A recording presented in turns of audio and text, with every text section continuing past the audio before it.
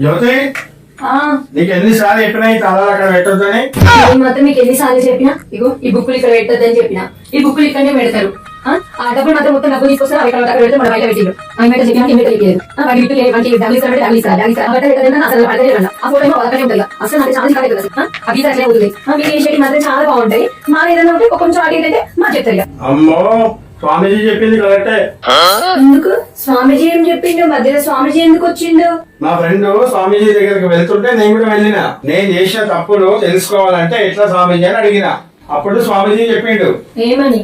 నీ భార్య చేసిన ఒక తప్పుని గుర్తించి దానిని సరి చేసుకోమని చెప్పి చూడు. అంతే, నువ్వు చేసిన తప్పులన్నీ బయటకు తీస్తుందని చెప్పిండు. ఒక్క తప్పు తీస్తే 10 తప్పులు తెలుసుకోవచ్చు అని చెప్పిండు. ఒక్క తప్పు తీస్తే 10 తప్పులు తెలుసుకోవచ్చు అని చెప్పిండు. స్వామీజీ చెప్పింది కరెక్టే. బాగానే చెప్పాడు స్వామీజీ.